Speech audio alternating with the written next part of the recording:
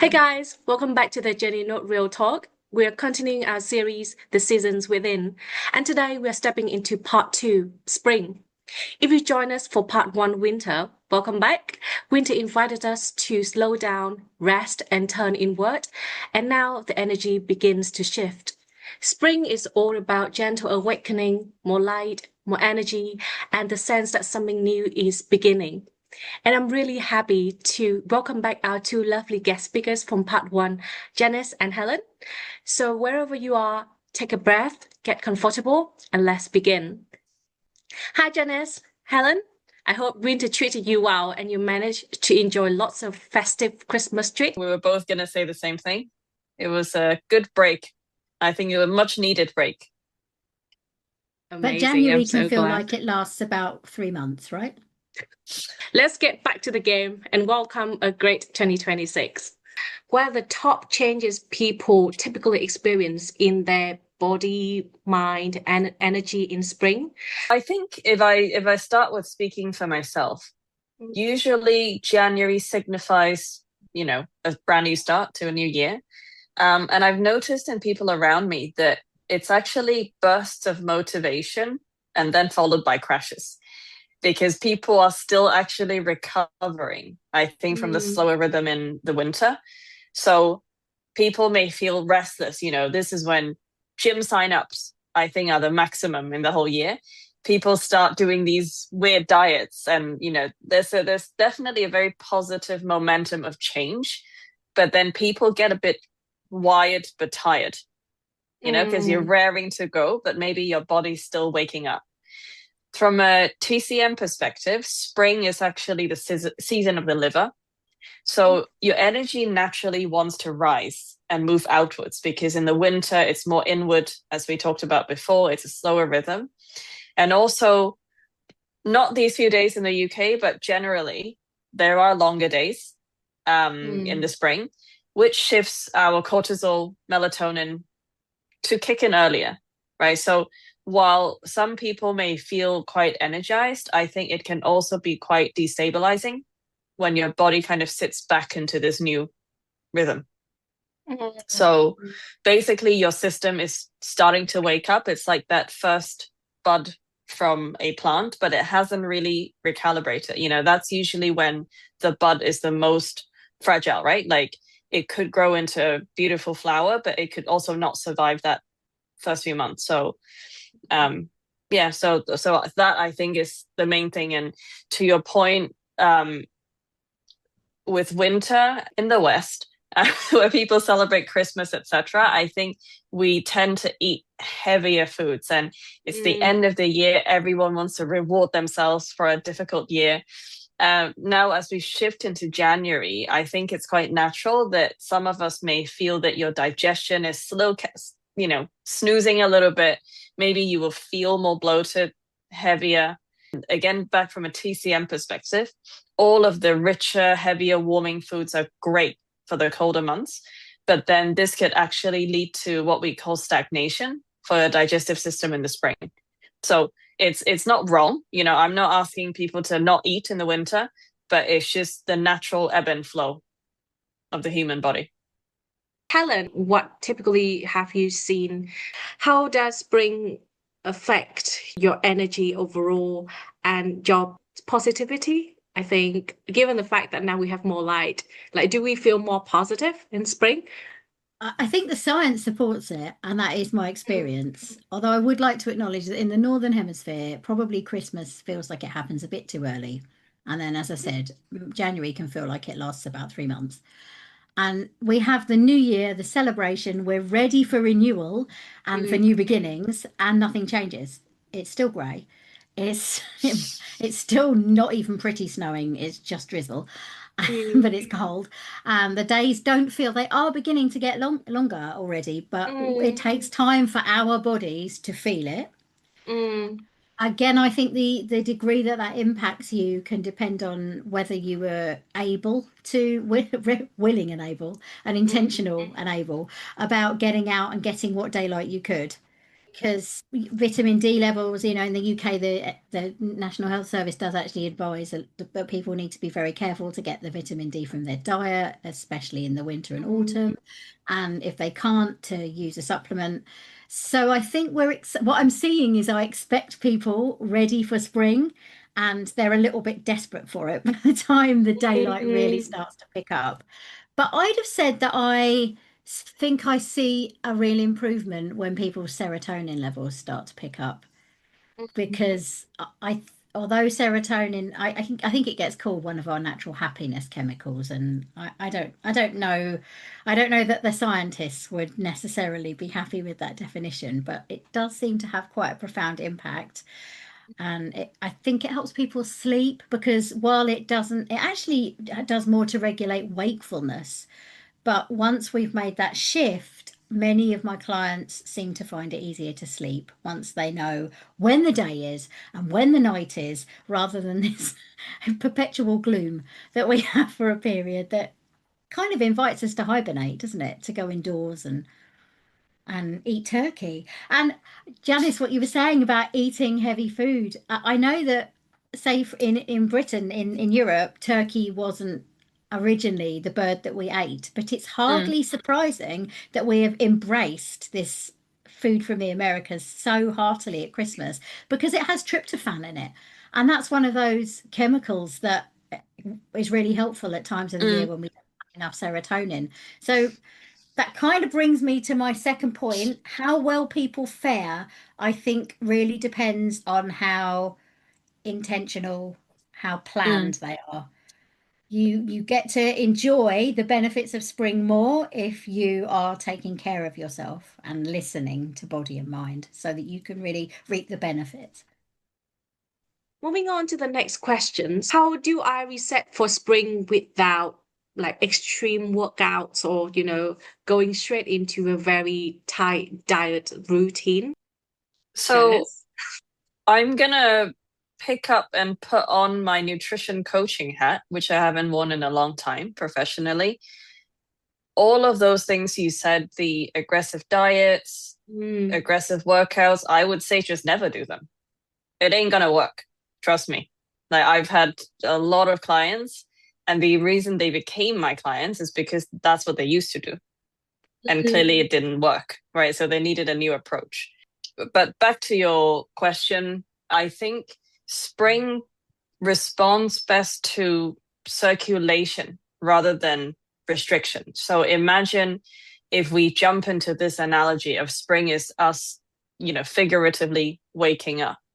When you wake up, most people probably wouldn't go do 5 jumping jacks or, burpees. You'll naturally want to stretch things out because you haven't, probably in the winter, especially people who do outdoor exercises like running, etc., you probably haven't really moved those muscles in a while.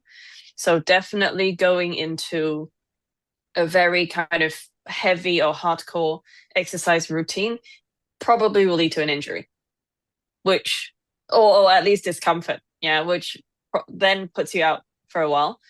In terms of food, from a TCM perspective, there's hardly any restrictions prescribed. Like, that's just not what I personally believe in. I think you need to think about adding. So to Helen's point about things like vitamin D, January, I think, is still winter, to be fair, but you may want to look at adding in more fruit and vegetable that gives you the vitamins and minerals for your immune system. People are still getting a cold, etc. Vitamin D, I think, is a great point. I think it's easy to think about cutting back on eating if you compare yourself to December. But remember, December is not how we normally eat, right? So if we actually take the baseline as the rest of the year, there's nothing to cut, right? If there's a festival, there's a birthday, there's an occasion, eat to your heart's pleasure. We're meant to enjoy these moments. So if we take the baseline of how we normally eat, then January is still about adding rather than subtracting. We need to eat according to the seasons, pay attention to, I guess, from a fruit perspective, not so lucky in the UK in this weather. So You're looking at your root vegetables, so things that naturally grow very well in the winter is probably what our bodies need the most in the winter, right? I think nature is quite magical in that way, that things grow almost aligned to when we need them, if we're talking local produce. And I think also with movement, Helen, you made a great point of making an effort to get the little sunlight that we have. Absolutely. I think a lot of the times people will say you should be in the sun when you wake up. Tough. When I get up to go to work, it's still darkness outside. So at least what I do is during lunch times, I go for a walk when I know there is the sun. And I think maintaining movement daily, I've always said this, consistency is more important than doing your 3 HIIT sessions a week. Moving daily is better than being sedentary the whole week and having 3 hours of workouts. I started wearing a Whoop device actually, and it's been very interesting to understand the level of strain that our bodies accumulate through the week. And I can only imagine if you zoom out and look at the year, by the end of the year, our bodies are taking a beating, right? You've gone through 4 seasons worth of things, 12 months worth of anxiety, activity, everything. So if I were to kind of summarize all of the above, it would still be let's be gentle. Let's gently wake someone up and not slap them in the face. I really love that phrase, actually. And what you just said kind of like made me think of seasonal diet.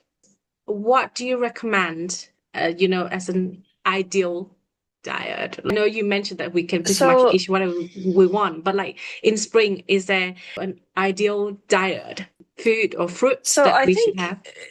Because I'm not sure where the listeners are based. Yeah, so I'm not going to talk specifically about foods. Availability may be different, but for me personally, while we are still transitioning into warmer months, I would still say it's warm water in here, like a normal Asian person. So stick to warm beverages instead of, big salads that you might really enjoy in the summer. Try having a warm salad and make sure you have enough protein. I had an interesting conversation recently about the new food pyramid in America. Now, this is not going to get political. I will just say that is how I've been eating.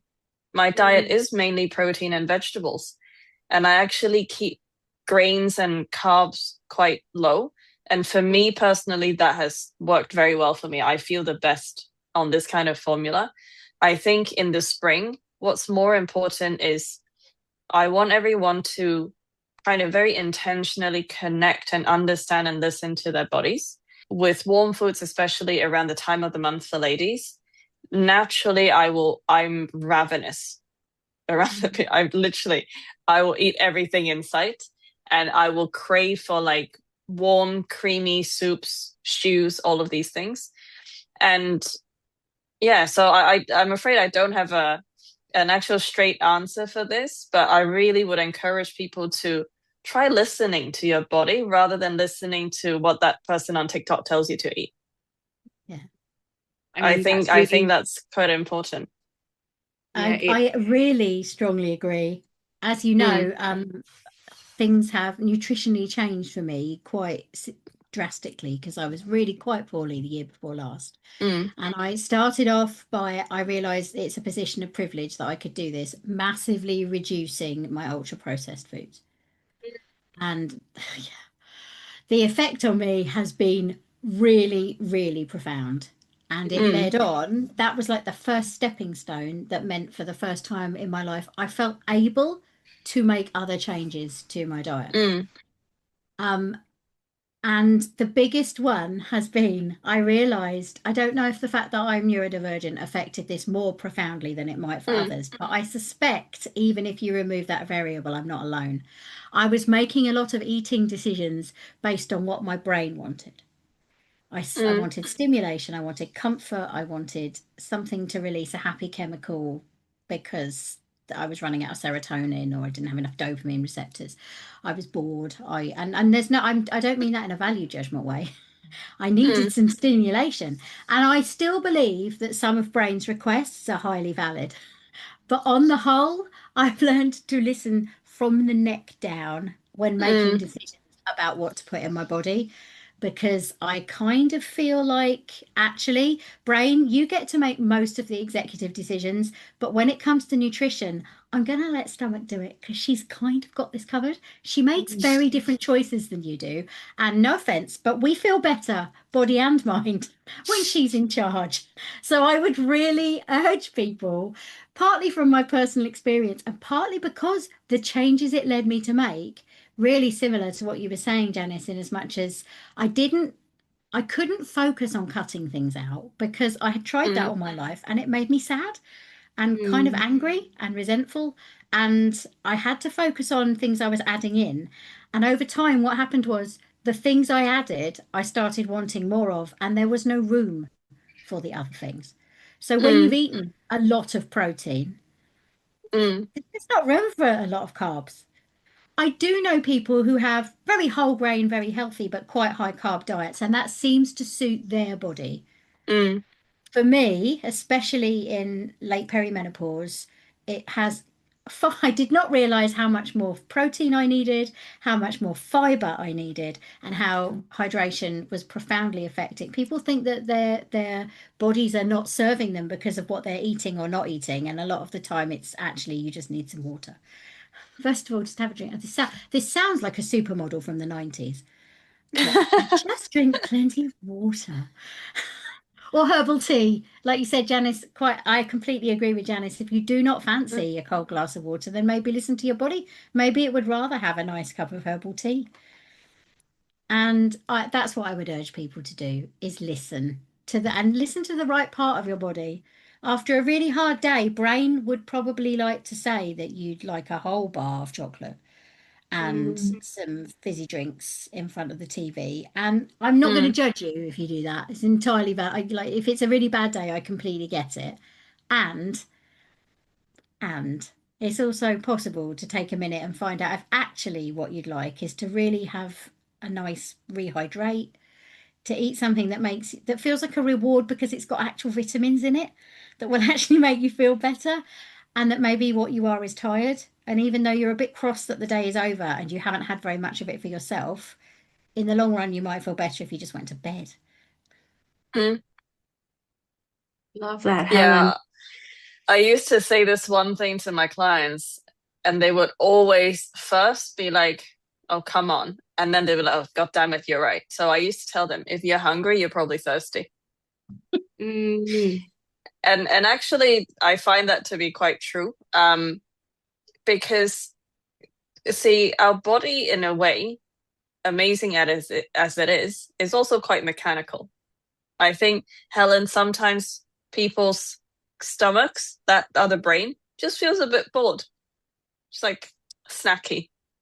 But then if you really think about it, most of the time have a glass of water, or what I've been recommending to a few people is you can make your own electrolyte heavy drink. So you can get some sugar-free coconut water, add a pinch of salt, like a Celtic sea salt or whatever. Drink that. You'll feel amazing, because sometimes more water also isn't the answer.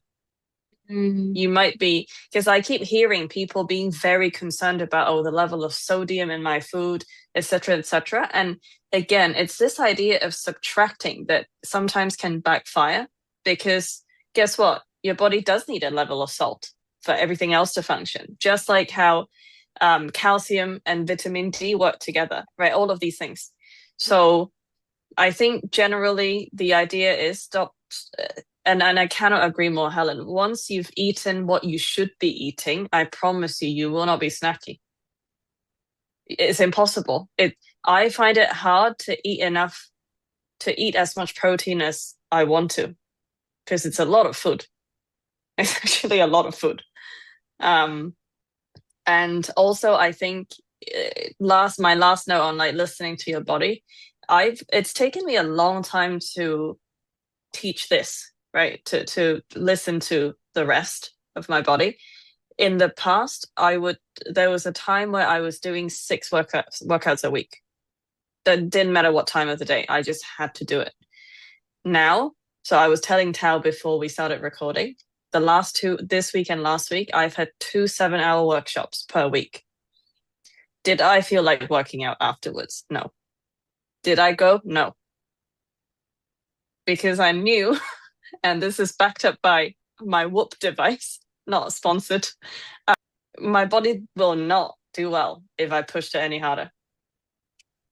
So I think, I know everyone wants to max out their health, but sometimes being a maximizer, or whatever the word is, it will backfire, I think.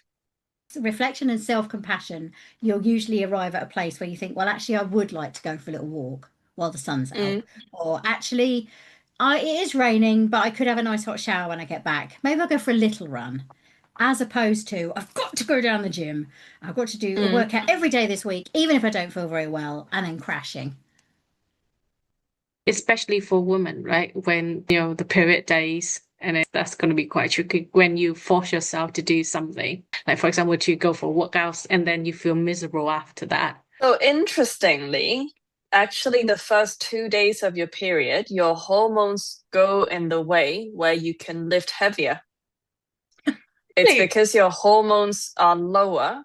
So actually all your receptors are almost like less, I think you have more tolerance for pushing. So, I mean, I have not gone to test this theory. I just do my normal workouts. But I think absolutely, not just for women, I think we should all just look after our bodies more. And by that, I don't mean jamming more supplements into it or just trying to do more, because at the end of the day, we are flesh and blood. And I saw this article recently. My father, bless him, turning 70 next month. He just did 2 half marathons the last 2 weekends. Wow. I don't think I can. And someone posted an article online and said, I just don't understand when marathons became like everybody's thing. It is an extreme sport. Like, the human body is not meant to do this. And what a weird, I mean, I think it's so inspiring for people to train an entire year to do the one thing. They run for charity, they run for their own, goal. I think it's amazing. So there's no kind of sport shaming there, but it's true. The first person who ran that length died, like in ancient Greece time. So I think it's I would like to invite people to think about why they're doing something, not just because everybody else is doing it. My friends at work keep telling me, you've got to do a 10K with us. You're so fit. I'm like, I don't want to. Like, I have no affinity with running. I don't want to. I just don't want to. And so, yeah, I think we need to your point, Helen, like actually listen to like the number one, right? Not what everybody else is saying. And, keeping boundaries. I think we all love talking about this. That includes against yourself, actually. I think learning to say no to yourself. The most important person, I think. Yeah.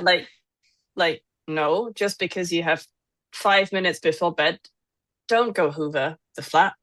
What are you doing? Like, do it tomorrow. Just because you have an extra 10 minutes, don't imagine you can just scroll for 10 minutes because suddenly it's 3 a.m. One of your points when you mentioned the word supplements, it does ring a bell in my head. So I usually take vitamin D in the winter because I know that I need it. At least I feel much better after taking vitamin D. Do I really need to take supplements in spring and in general? So my general stance, supplements, I think, is a very broad word because there are vitamins and minerals, and there are things that don't naturally occur really in the foods we eat. If we just talk about things that we can test for, I will always say test, don't guess. So at best, they are water soluble things, which just comes out in your pee. At worst, it gets stuck in you and you have too much of something. So I think the first thing is, if it's an affordable option, I would really just go and find out for sure what you're deficient in before investing more money into buying supplements. Or in your case, Thao, if you literally feel better after taking it, I think that's a good answer, that you should take it. And obviously beware of like what I said, water soluble, fat soluble, because you can take too much of something. And in terms of other supplements, so I will come and talk about Matuanas in a minute, because adaptogens are very in right now. But for other supplements, like people taking protein shakes, taking creatine, I think just do your research, because every extra thing you take will be a load on your liver. Because ultimately the liver is the big washing machine of your body. And you just want to make sure that what you're taking ideally is sugar-free, no additives. Protein, in my experience, for most women, it is possible to eat that amount of protein just through normal foods. Unless you are, I don't know, going to do a body weight, like weightlifting competition, like athletes.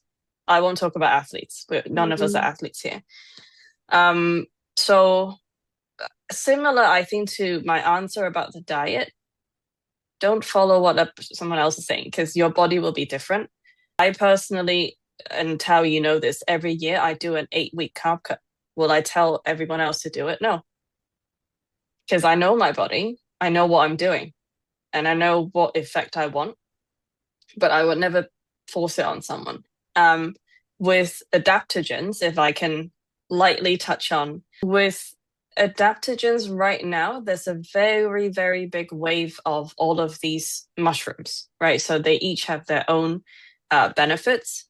The one thing I would say is, so in our 2 blends, so Sunset and Sunrise, which will become available soon, our philosophy, myself and my co-founder, Wing, so our philosophy is actually, look, we are not saying a hero product, a bulletproof kind of get out of jail card.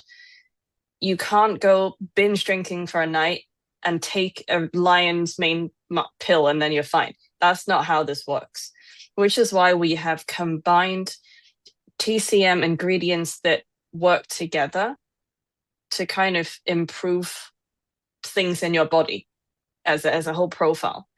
And I would suggest, if people are interested in looking into adaptogens, do a little bit more research on what specific function you want out of it, rather than just buying the latest trend.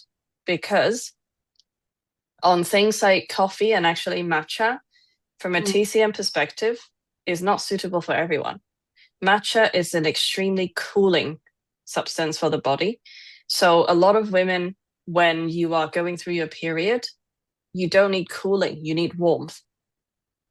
A cup of ginger tea would serve you better for those moments. So your body state, you will be born with a certain coolness or hotness, not in an attractive sense, but there is a spectrum. But then also your body will change over time. Helen, you've mentioned that you've experienced different changes in your body through different phases of your life. And also for women, different days of the cycle will be different. So I think my point around supplements is that really there is no one size fits all. Can we all do with more things like vitamin C? Yeah, but why don't you pick up a fruit instead? Because they're not cheap, right? And cheap ones you probably don't want to buy. But investing in a full spectrum of supplements is not a cheap thing to do. So I think people should really, number one, test, don't guess, figure out what the gaps are. And 2, again, listen to your body. I see people just taking, that advert in the tube station, everyone will know it. Tired of feeling tired? Take this, right? And the one you see on the escalator, like it's always that every advert. single time. Brilliant marketing. people talk a lot about, oh, take vitamin B if you're tired. Mm. There's vitamin B 1, 2, 3, 5, 6, 9, 12. Which one do you need? Which one? Exactly, right? And even when it Right? comes to buying supplements, they have different types as well, right? So what I've also seen is that it's great that you mentioned the point that people need to test first before taking Mm, supplements, because from what I've seen in people around me, they just take whatever they think that is the thing that they don't have enough. So, for example, yeah. for older people, right, or people in their middle age, right, they'll be thinking that, oh, they need things like calcium or glucosamine, right, like for their Hmm. knees and for Every runner will take glucosamine. oh, right. Don't get me started on collagen. Oh, yes. It's I was about to come to that, right? People like things like women from their 30s or even like 25 now, based on all Mm, the ads, right? Like they would be like taking collagen and things like that. A lot of people, I'm pretty sure that they don't do the test before they take the supplements. They pretty much, oh, I'm at this age, so that is mm. when I need to take these supplements based on what I've hear from the adverts or what I hear from my friends, the people around me. It resonated with me because I was lucky enough a couple Mm, of years ago, before I gave up ultra processed foods. I did spend some time working with a really experienced nutritionist, who told me a lot of things that I apparently wasn't entirely ready to hear at the time, but must have percolated because given a little bit of time to We're go out here on the lake now. of my mind. And yeah, later I heard her. So she talked to me about protein, and I would second that. While I recognize that good quality protein is expensive, so I'm not saying to Mm, anybody that they can definitely afford to get it all through their diet. mm, Protein shakes and more expensive. Wait for weight. I go for between 90 and 120 grams of protein a mm. day. I'm tracking it on an app, so I know I'm making it to my target every day. That's quite a lot. And you It can do is, that yeah. just with food. I would not need to put an extra, and I'm not eating like a whole, I don't actually eat red meat. I love Mm, it, and I come from a farming background, so I have no arguments with it. I do not bear no ill will to the dairy farmers. But personally for me, I listen to my body. I clearly was taking a very long time to digest it, and it didn't mm. feel great that much, that something was staying in my body that long. That to me was my body saying, "Could you not eat this anymore, please? It's a bit hard for us." So I take ashwagandha because it was recommended to me by my son's psychiatrist. He was very clear that actually, and then I looked it up, and he was very clear that it's not just his opinion, that there's been a number Mm. of studies, and including blind studies, where it's been shown to be really good for anxiety. And I have ADHD, which usually comes with a nice little side order of some free floating anxiety. And I didn't start taking it and think, oh, yeah, that's much better. I'm way more relaxed.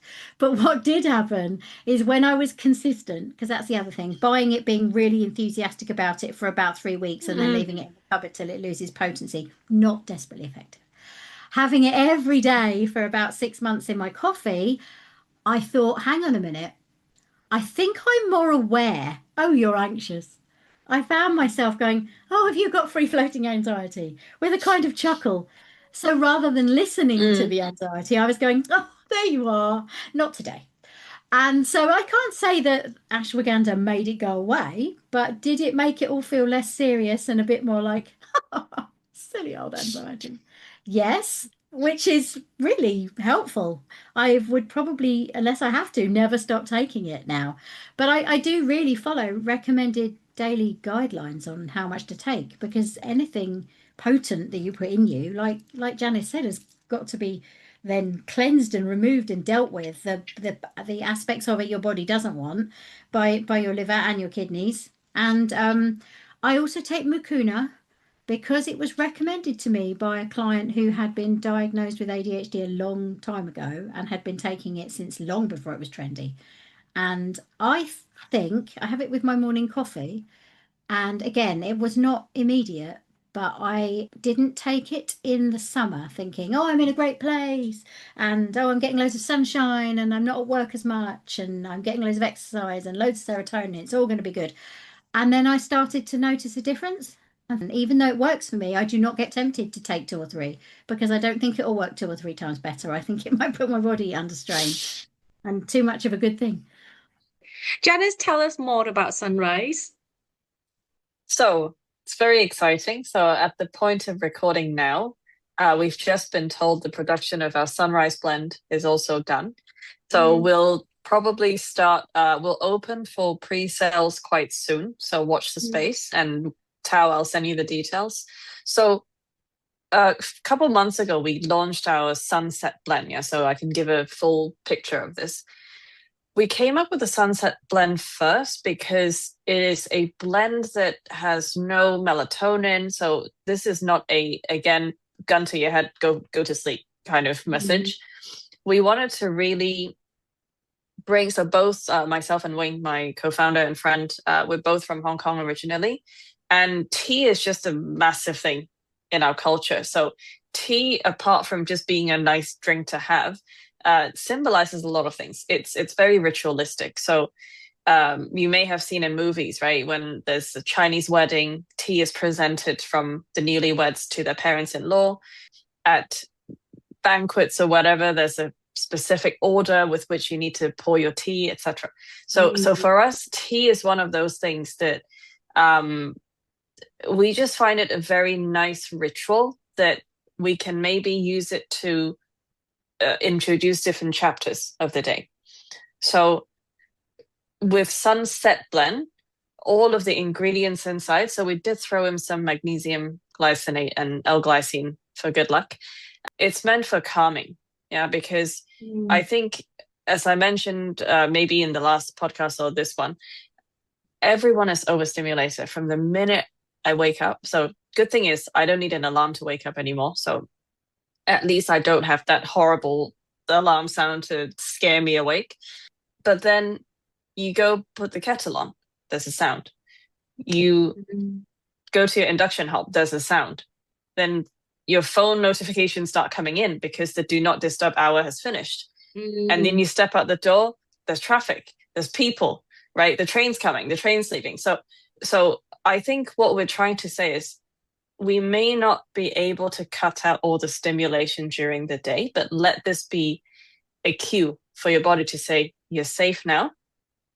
Now is the time to wind down, not do more things, so that you actually intentionally prepare your body to rest. Because I was talking to him actually the other day. I said, isn't it funny? Like, sleep should come so naturally, and yet it's the one thing we can't force on ourselves. I can force you to wake up. I can't force you to fall asleep. And people who've had babies will know this. No, can't be forced. So now coming into springtime, we are then bringing out a sunrise blend, which is a very gentle blend of ginseng and other TCM herbs. It's meant to be, as I said in Thao, as you love this phrase, not a slap in the face, but rather a more gentle awakening, so that you have that, that good level of buzz throughout the day to help you do what you need to do without having those crashes that some people get. And look, I'm not hating on coffee. I personally do not enjoy coffee. And I know for a lot of people, coffee is genuinely a tasty beverage. But I think, again, with the whole, are we on autopilot? Are we doing something because everybody else does it, or because we've been doing it for 10 years? I think it's just worth people to maybe skip coffee for a day. See how you actually feel.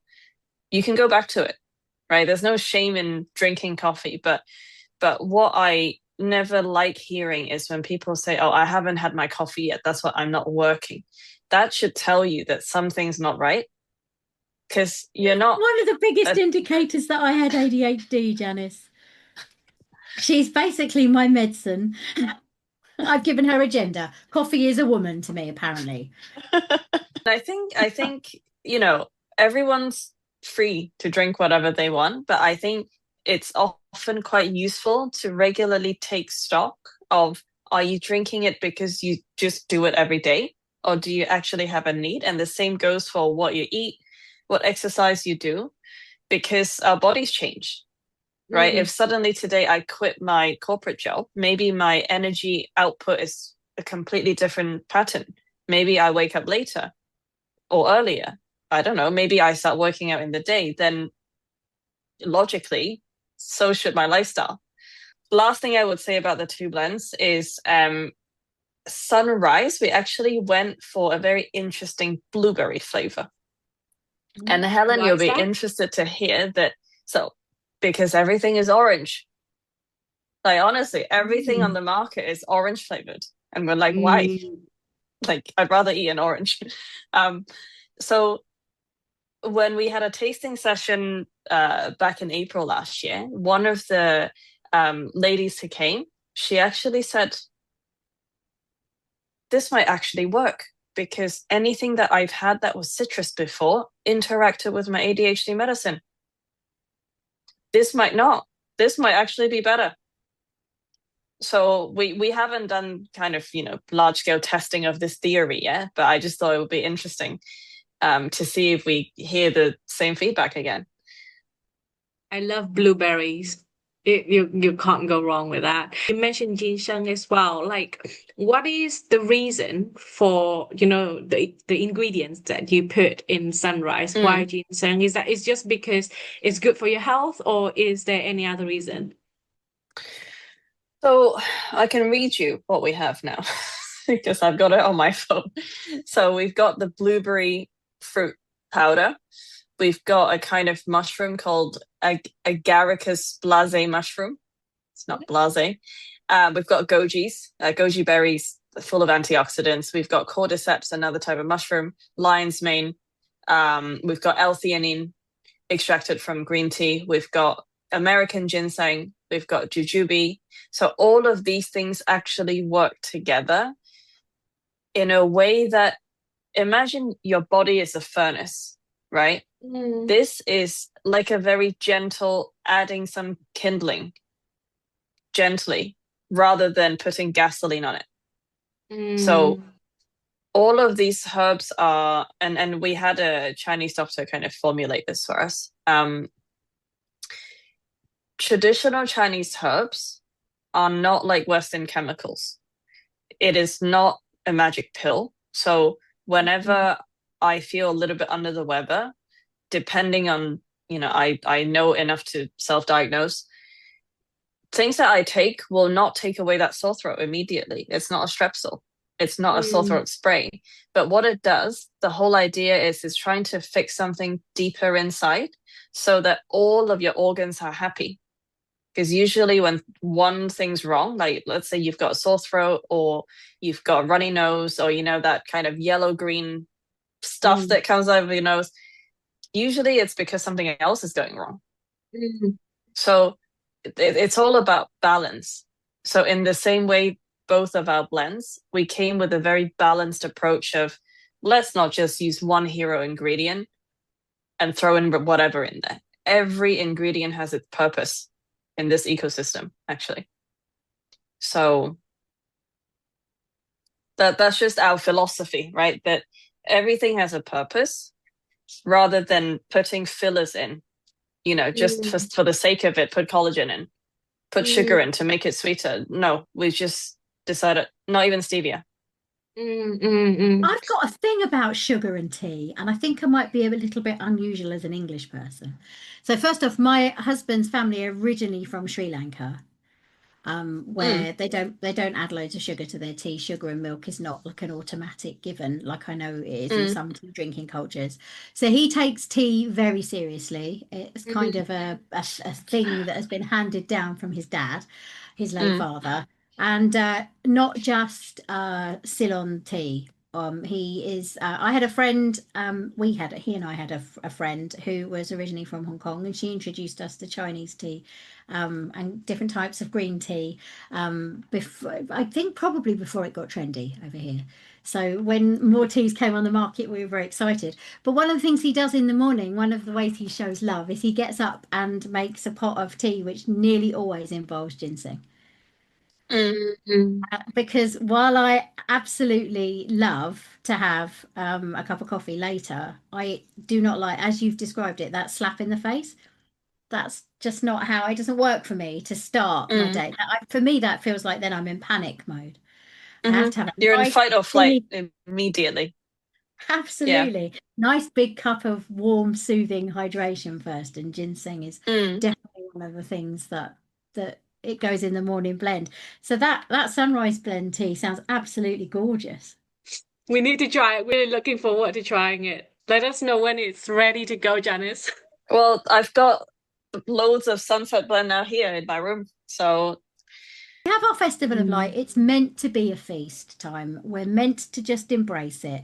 If we sink into the shame of the fun that we had in January and February, we're going to be too hard on ourselves and we're going to hurt ourselves. We're going to make all the New Year's resolutions that we can't keep.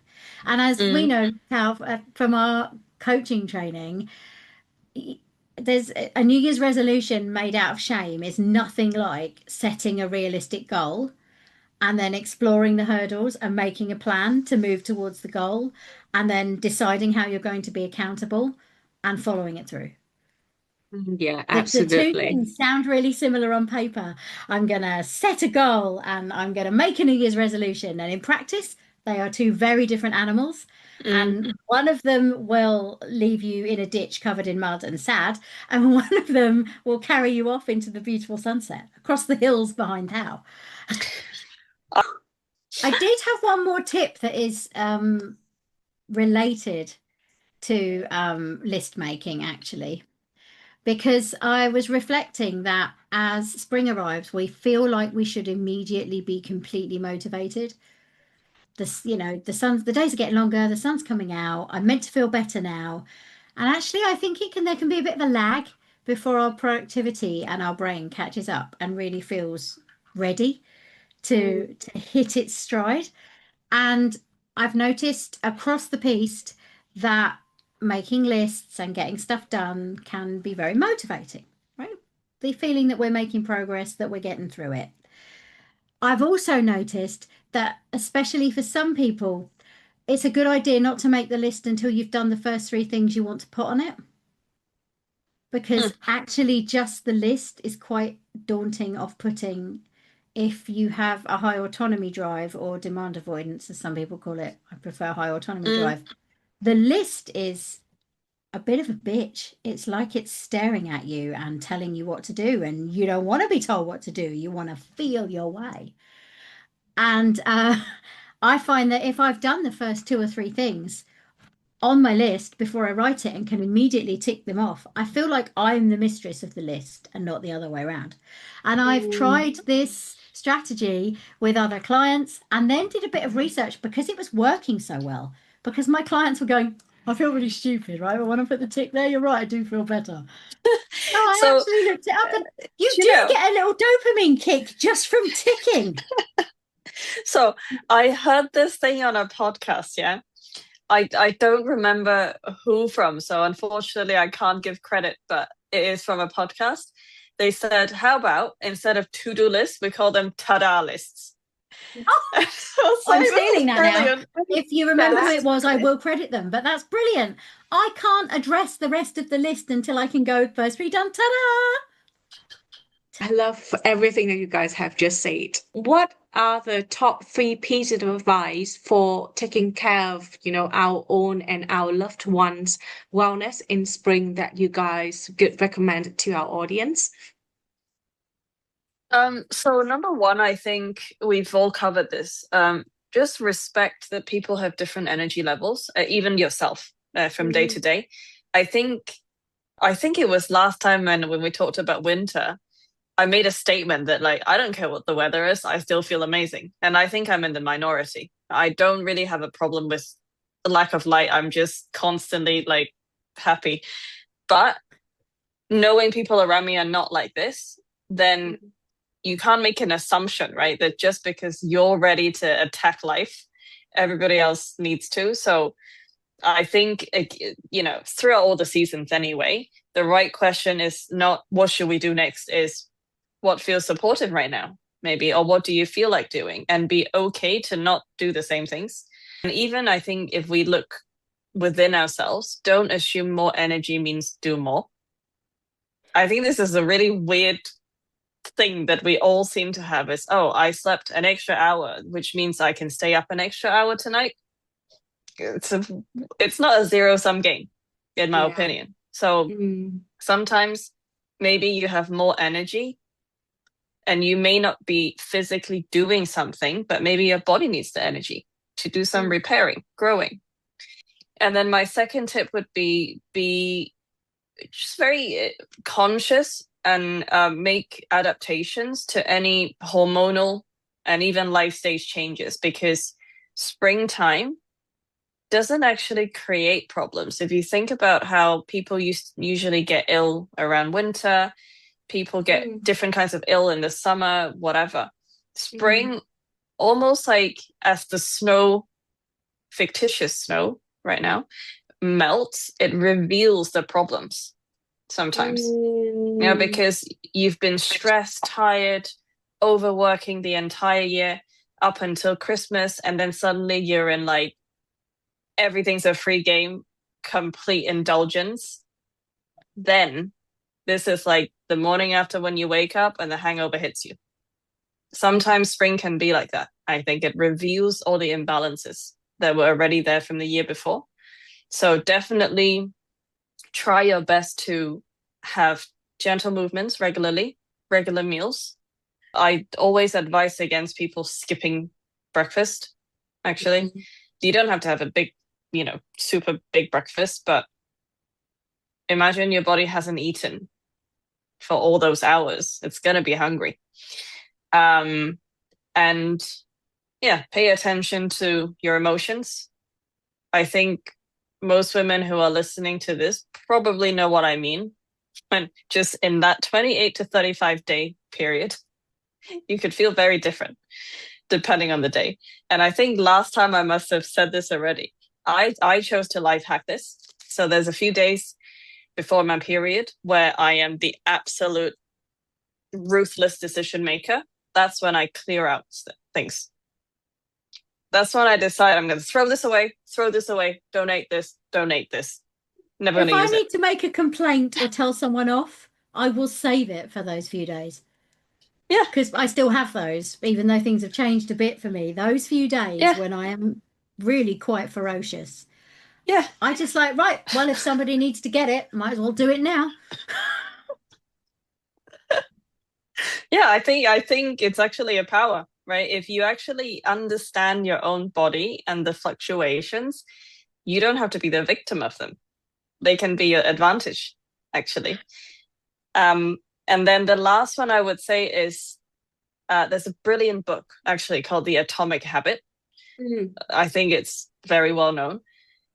On the point of habits, I think rewind an hour before when Thao, you were talking about what should I do instead of, hardcore workouts, all of that.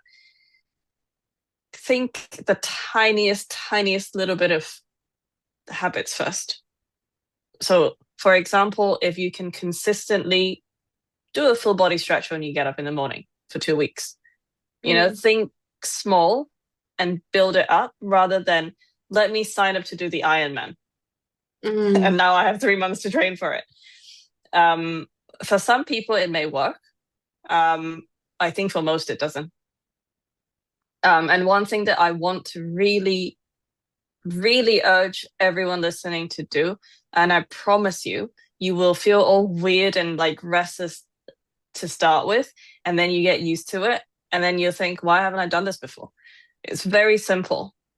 This thing that we all can't seem to live without, put it in a different room an hour before you go to bed. You don't need it. You just don't need it.